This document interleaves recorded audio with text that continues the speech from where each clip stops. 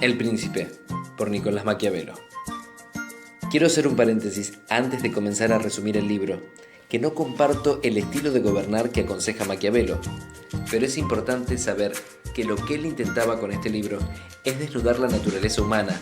Siempre hay un lado bueno y un lado malo de una persona, y nosotros tenemos que aprender a cómo defendernos y cuáles son las verdaderas virtudes de los que nos rodean una vez que nosotros llegamos al poder. Cito: un hombre que en todas partes quiera hacer profesión de lo bueno es inevitable que pierda entre tantos que no lo son, por lo cual es necesario que todo príncipe que quiera mantenerse en el poder aprenda a no ser bueno y a practicarlo no de acuerdo con la necesidad. En palabras más sencillas, Maquiavelo nos dice que debemos aprender a ser malos, puesto que aquel que siempre es bueno termina perdiendo entre tanta gente que por naturaleza es mala. El mejor ejemplo de esto es Julio César, uno de los líderes romanos más conocidos de la historia militar y del Imperio Romano. Julio César fue muy generoso con Roma, dándole innumerables victorias, conquistando territorios nunca antes dominados, y los países conocidos ahora como Francia, Holanda y Alemania. Era amado por el pueblo y arriesgó su vida por los intereses y la gloria de Roma. Pero a Julio César se le olvidó una cosa muy importante, que el poder de Roma en aquel entonces recaía en el Senado, y ellos se sentían amenazados por todo el poder que ya tenía Julio César, y temían que algún día regresaría de las Galias, ahora territorio francés, y se convertiría en emperador de la civilización más avanzada y conocida por el ser humano hasta entonces. Una vez que regresó a Roma, como era de esperarse, se convirtió en dictador perpetuo y emperador de Roma, sintiéndose amado por el pueblo.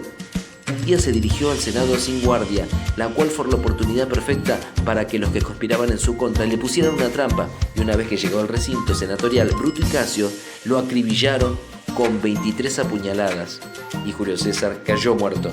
La moraleja de esta historia es que hay que conocer la naturaleza humana para poder defenderse de ella.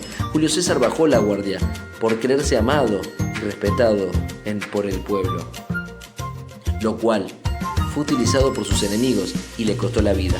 El segundo punto clave del Príncipe es el siguiente: surge de esto una cuestión si vale más ser amado que temido o temido que amado. Nada mejor que ser ambas cosas a la vez, pero puesto que es difícil reunirlas y que siempre ha de faltar una, declaro que es mejor ser temido que amado.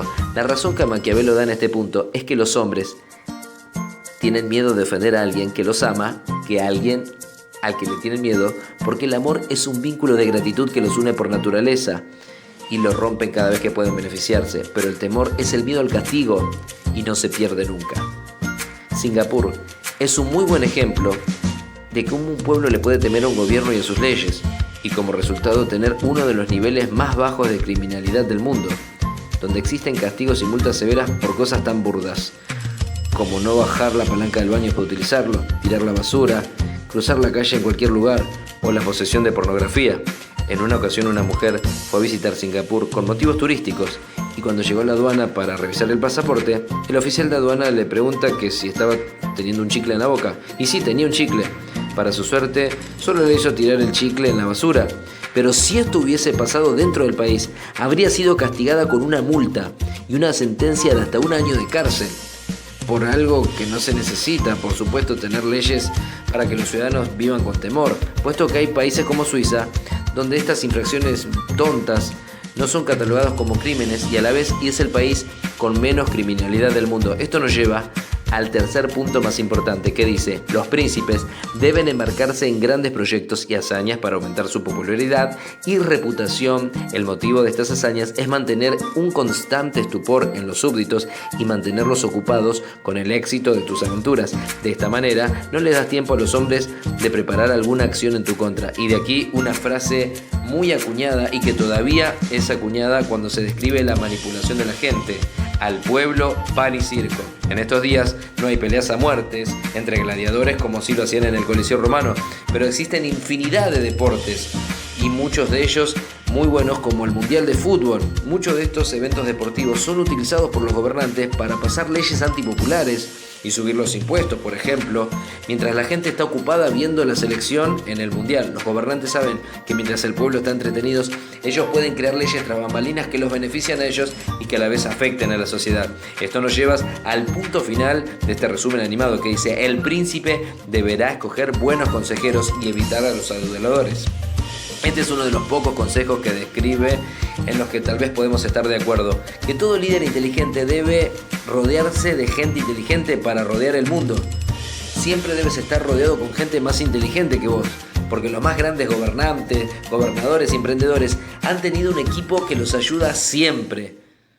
Un buen ejemplo de esto es Mark Zuckerberg, el creador de Facebook. Lo que llevó a Facebook a convertirse en el gigante que es ahora fue gracias a Sean Parker, quien, apoyado de toda la experiencia que adquirió cuando creó Napster, le dio los mejores consejos a Zuckerberg para hacer crecer Facebook y también lo ayudó a convencer a muchos inversionistas para que invirtieran millones. Otro ejemplo es Steve Jobs. Steve Jobs tal vez no sabía mucho o nada de programación, pero su socio fundador, Steve Wozniak, fue el cerebro y la pieza fundamental del desarrollo de la computadora Apple II. En una ocasión, ellos tuvieron una discusión donde Wozniak le reprocha a Steve Jobs: no sabes escribir códigos, no eres ingeniero, no eres diseñador, no sabes clavar un clavo. ¿Cómo es posible que 10 veces al día lean todos lados: Steve Jobs es un genio?